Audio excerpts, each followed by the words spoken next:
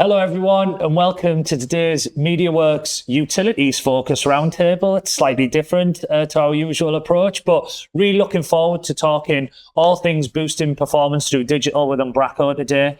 I think first place to start would be Happy New Year to everybody, but also some introductions. My name's David Norris. I'm the Chief Operating Officer here at MediaWorks, and I host the MediaWorks masterclass and all of our roundtable activity. Paul? I'm Paul Muller. I'm Managing Partner at MediaWorks, and I take the lead on strategy for a lot of our utilities clients. And Johnny? And I'm Johnny Pez. I'm the User Experience Director at MediaWorks, and again, take the lead in that aspect for a lot of our utilities clients. And today, as we've done in the past, we've got one of our key partners in Umbraco represented as part of this roundtable discussion through Aaron. So Aaron, would you like to introduce yourself? Yeah, hi everyone. I'm Aaron. I'm one of the UK and Ireland partner managers at Umbraco, who relays with all of our technical partners to ensure that they're bringing the best of Umbraco to all of their end clients. Fantastic. So, look, we're hopefully going to have a really interesting conversation today about how you can boost that digital performance through the likes of Umbraco. I think for us, it's really key, and we've structured the session today around, as you can see, digital experience is centered around your website. It's the focal point for customer experience. It's the main channel where you own the narrative. You know, we've heard loads of times about things like peso models over the years, so paid earned, shared owned.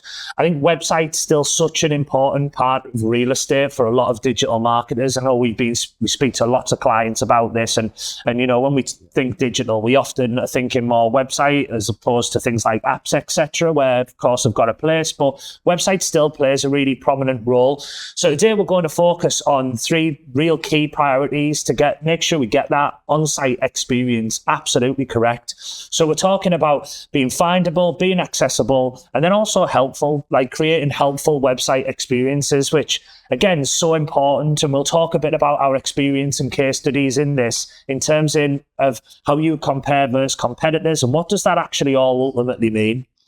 So I guess why are we talking about this? Like, what gives MediaWorks and Umbraco the right to speak about this? So we just wanted to put a number of sort of the utilities organisations that we've worked with over the last 20 years on screen. You know, we're still actively working with a large number of these organisations as well. So we are constantly involved in this space. And I think today we just wanted to really share some of our experiences in this area with sort of a wider audience. And we know it's a very dynamic, fast-paced, moving sort of part of digital, this area. So I'm really keen to facilitate that conversation today.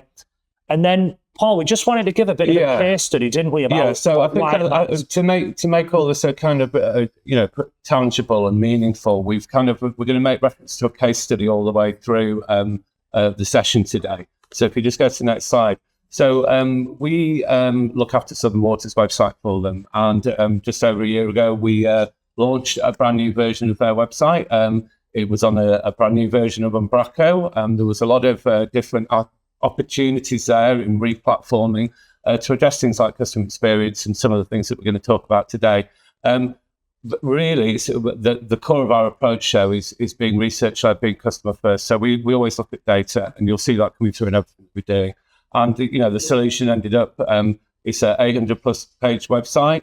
It's got a lot of self-service. It's really focused around being useful. And we'll right at the end of it, we'll show you what the impact has been. Yeah. And just kind of the platform on a page, just focusing on the Umbraco side of it. Umbraco gives a very robust CMS. It gives us the ability to access a load of dev talent. Our guys in-house all focus and are experts on Umbraco. And kind of gave us the scalability of the platform. Not unsurprisingly, Southern Water's website had a lot more than 800 pages when we started, so we needed a scalable solution from the get-go to be able to make sure that it could deliver on our ambition.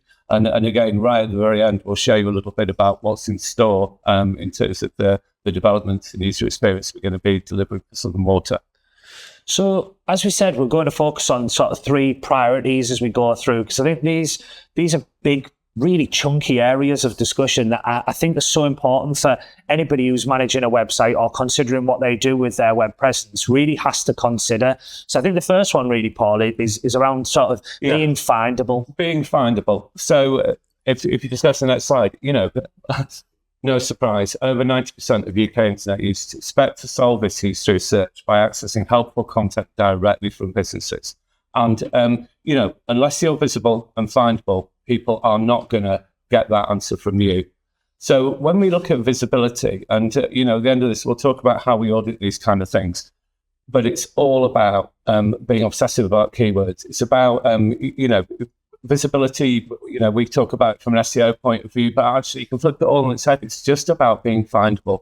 And that means being really aware of the keywords that people are using to try and discover your content, making sure that the content you have on the website is addressing those searches and has got those keywords within it, and then making sure that your website is structured in a way that actually makes all of that findable by Google and other search engines. So visibility is not a difficult thing to do, but you need to have it in your mind when you're starting off developing your website. And particularly if you're doing a rebuild, it's a great opportunity to address this kind of thing.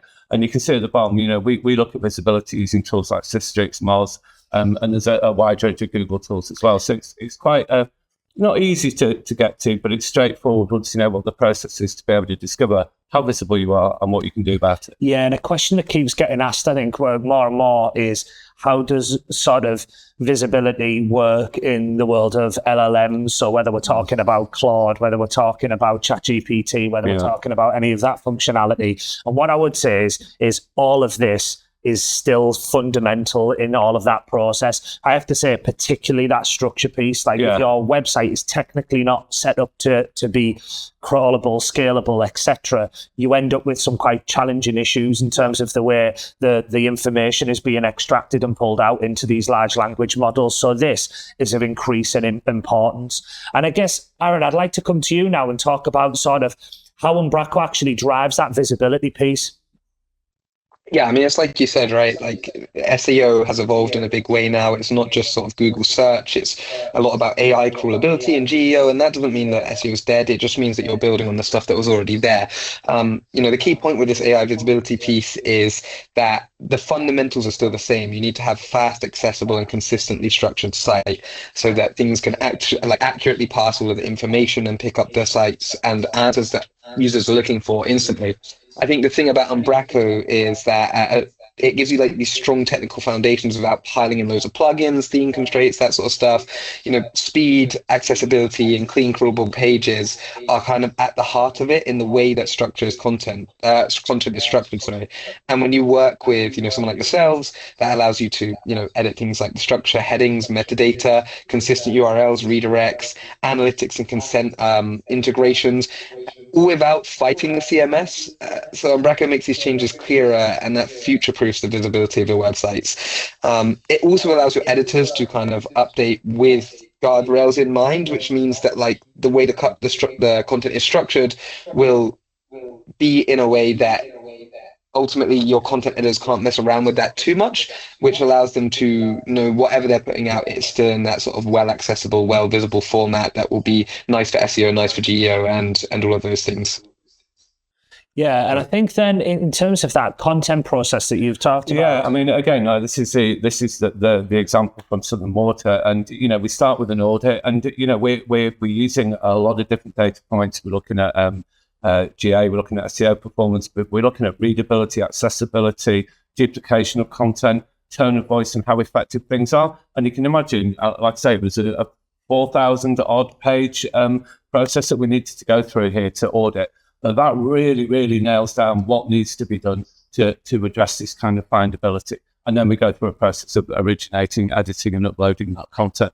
But the audit is a critical bit because that gives us exactly specific directions on what we need to do Yeah, content. and I would say I think it's so important that you do select the right platform when it comes to this, because what I would say is a lot of the clients that we speak to or come and have a conversation to us about new websites, etc., one of their big challenges is the volume of time it takes to upload to sort of incongruous, for example, CMS systems, etc. It still amazes me how difficult some of the legacy CMS platforms are. And I think that for me is a really interesting opportunity around sort of understanding the content process and making sure you get the right thing. And content always has been the biggest challenge in every big website project. Yeah. But I think the tools are making it easier, and having these kind of streamlined processes like we have at MediaWorks really takes the pain out of that. Yeah. So the next topic that we wanted to talk about was accessible. And we've talked about accessible on a number of levels. I mean, we ran an accessibility workshop in 2025. But I think for me, sort of, it's so important now, accessibility in terms of users on a website. Yeah, and I think that, when we talk about accessibility, in the past, it's referred to kind of legibility, screen readers, that kind of thing. Yeah. I think that all it has ever meant to me is you make a very, very well built website, and then it becomes accessible. So therefore it has a deeper meaning. But also, I think that accessibility gets into things like the speed of a website as well. So again, when we look at our data points, I think when we're looking at accessibility, it's about how we design the website. Again, it's about structure, but it's about how we code things. And back to David's point that he's already made, really, but thinking about AI readability. When we talk about accessibility, we've got to be accessible for humans, but we've also got to be accessible for AI. And again, our core philosophy is, well-designed, well-built, well-structured, well-coded websites deliver, these kind of benefits. And by addressing accessibility, you are going to address so many key points in terms of delivering a great user experience to your customers, but also these ongoing benefits for AI and being surfaced in LLMs and that kind of stuff. And I do think, you touched on it there, speed.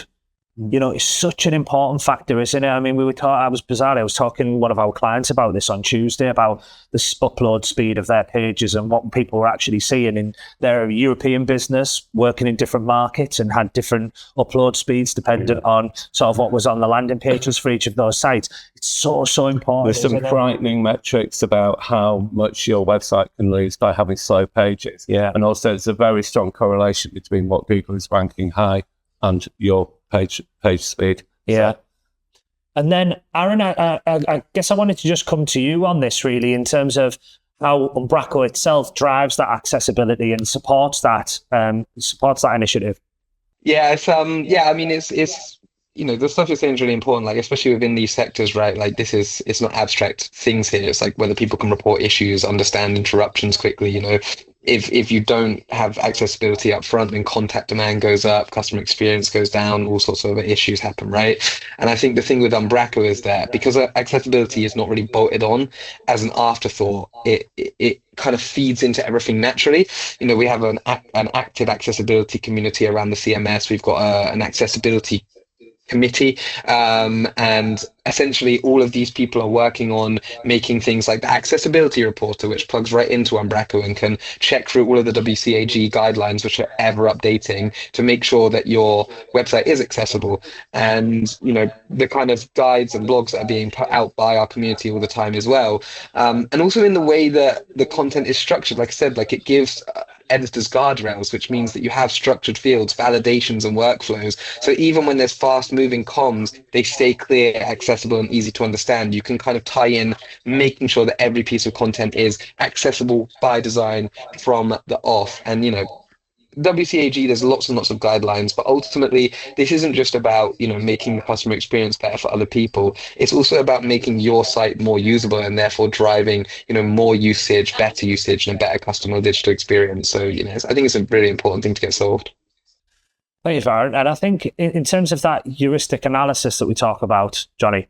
Yeah, I think for me, as Paul kind of touched on there, everybody has an accessibility need, whether that is a permanent, temporary, or a situational need. There is always a level of accessibility requirement. And then for me, when we come to actually analyzing and looking at what that user experience should be, we focus that across sort of 4 key areas, and that's perceivability, Can somebody easily navigate their way through your website, understand the structure, understand the content that's being given to them, and understand you as a brand and how you can support them? Is it operable? Does it work? Are we linking people through to the correct areas? As a solution, does it stand up on its own two legs and hold that? Understanding is that informational piece. It is the content easy to read, easy to understand? Are we answering the questions that somebody is asking with the most meaningful content and not a long drawn out statement? We're making sure that we're being quite precise in this. And then the robustness piece is almost key, because we know there's additional needs there in some instances.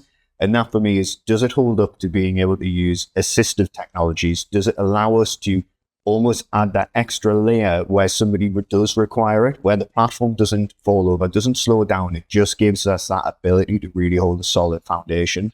And Johnny, I know you wanted to share sort of our UX approach and what this actually meant in an applied example. Yeah, absolutely. So obviously we went through that process, starting with the content audit and then through the heuristic review of Southern Water's existing website prior to ours, and understanding their needs, their audience needs, and exactly how we could move that forward. And effectively where that took us to was a solution that met a whole host of needs and accessibility requirements through that. For me, a couple of examples here that we've got on this slide is very much focused on the simplicity of the navigation, making sure that we're focused on the customer. This isn't a website, a Southern Water website for Southern Water. This is a customer-focused website. Yeah. So we had to make sure that the navigation very much focused on core audiences and their need, prioritizing sort of call to actions. And again, this falls into a level of, it could be seasonality, it could be around need, it could be around there's a certain leak in a certain area that actually we need to change these. So it needs to be a robust solution that we can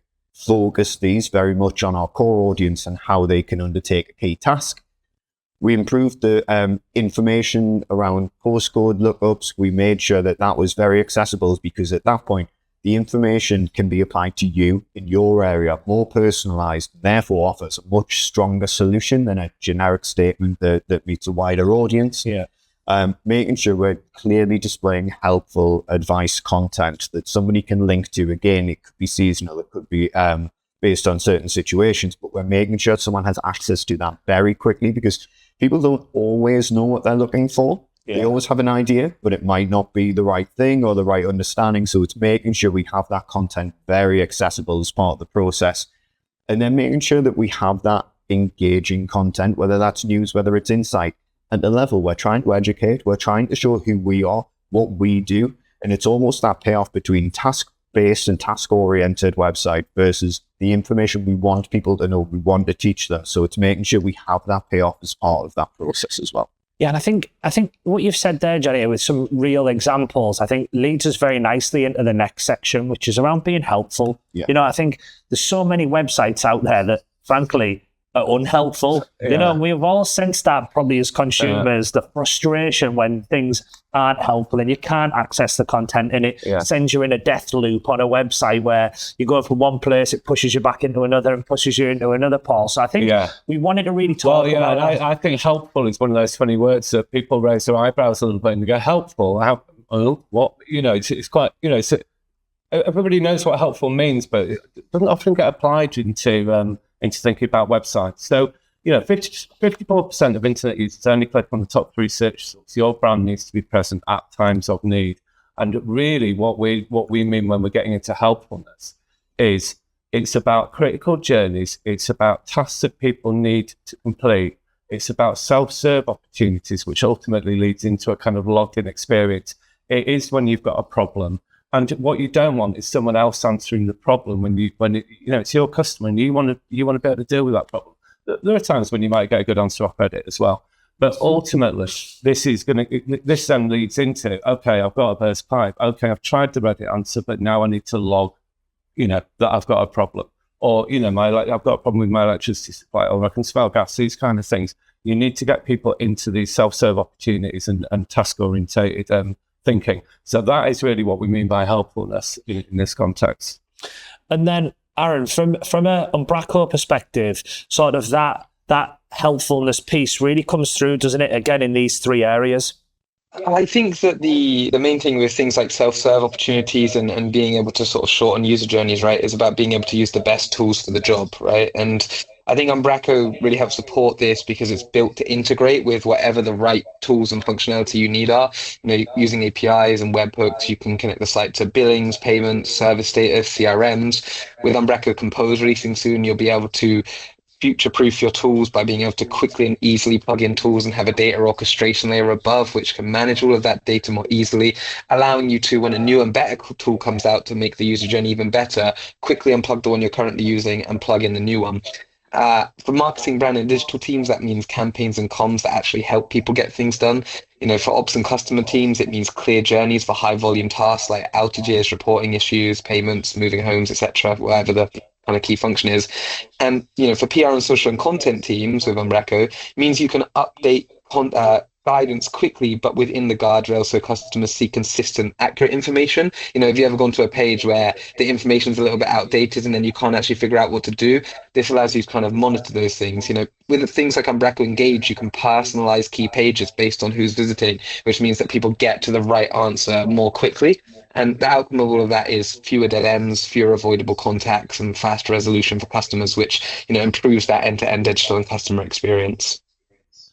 Yeah, and I think that all links in, doesn't it, quite nicely around that whole helpful piece and understanding. And to your point, Paul, I think people might raise eyebrows when we say helpful websites, but I think it's so important, isn't it, that customers massively value that. We've all, as I say, had that sense of frustration. Yeah, and I think helpful means different things to different people in different situations. And I think for me, it's very much understanding the journey that somebody wants to take in certain aspects. And obviously that shows some clear feedback of the approach. But for me, it's very much making sure that in this instance, our mobile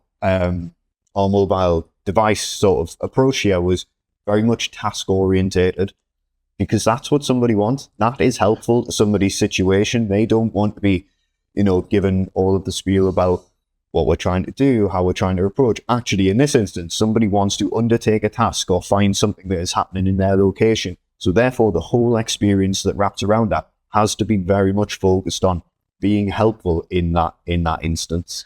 And I think what we've focused on it is sort of three areas, but it's actually sort of, to me, they're all ingredients, right? And it's how they actually all come together. And Paul, I think you just want to talk about some of the outcomes. Yeah, and both ourselves and the team at Southern Water, really, really pleased with the outcome. But from going to the new site, we've had a 20% reduction in unnecessary calls and contacts coming into Southern Water, which is showing that people are self-serving. We can see the data coming through on that. And overall, we've had a 194% increase in website traffic coming in. And this is as a result of being more findable for more things. So, it's definitely a win-win. And, and to give Umbraco and the devs full credit, it was a relatively smooth process to go through to reconstruct, rebuild a website from scratch, populate all the content in, put it live, and immediately see results. And, that's not the end of the story. Like I said, we continue to work with Southern Water, and we look at things like quality of life improvements. We look at things like global site search. What can we do to enhance incident maps? These kind of things. So it will be ongoing. Always looking at the data, always looking at the evidence, and then Johnny and his team looking at ways that can be implemented as an improved user experience. Yeah, and I think what to me it shows as well is we've built a fantastic sort of solution focused website that is now set for scale as well. Mm-hmm. So it's not a one and done, which I think a lot of organizations fall sometimes into the trap of. What we've got is, through the work that we've been doing with Umbraco, is something that can be iterated upon and evolving as needs change. And I absolutely agree with that. And I think also when we're looking here and saying the user experience, we're focused very much on the end user, but also the internal user, because this platform has to work just as well for the internal teams as it does for the external teams. So there's obviously features on there that will sit across both sides of that. Totally. And it's always nice to get a handwritten note from one of our clients in the utility sector. We won't embarrass them by putting your name on it, but this stuff works. It improves, like Johnny says, it improves the customer experience, but also improves how everybody is working towards, shared goals between ourselves and the client, and, organizational goals of, trying to reduce customer friction, Yeah, and I think one of the things that we've always wanted to do is offer something as well. Hopefully everybody who's watching, listening has enjoyed the session, taken some inspiration, insights away from what we've been talking about. But what we also wanted to do is offer everybody a free website audit.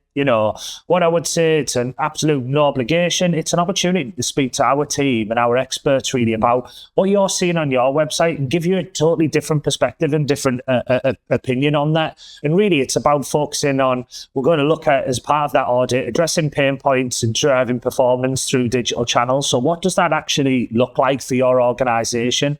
And it's worthwhile saying, Paul, we've got a bit of a unique methodology around what drives sort of that audit activity. So I'll just share, this is something that I'm going to show you the version we've done for the water companies in the UK.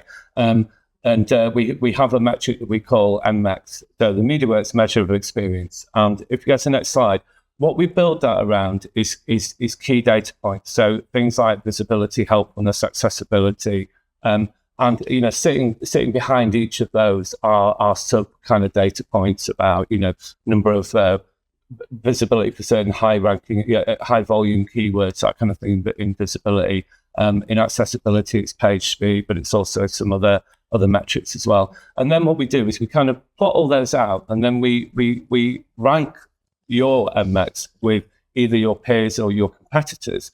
And in the case of the water industry that we're looking at here, that ranking is really important because they get scored by Ofwat. They have a measure called CMEX, which is their customer measure of experience, that they can win bonuses, and they can be fined for being in the top and the bottom of the range of performance against all the other UK water companies. So if you just go to the next slide, so we're kind of 2 quarters into running our MMeX. There we go. And we just kind of published a chart that kind of updated to the end of 2025. And I think what's been really interesting, I think, again, when we talked about this, some people might have gone, is it going to really going to change that much? And the answer is yes, it does, pretty significantly. Things can happen within the internet. People are having initiatives on their website, refreshing copy, making changes to the user experience. And all of these things can significantly impact where you're at. So I just kind of pulled out a couple. So if we look at the next slide, where Wessex Water have gone to the top of the table, and the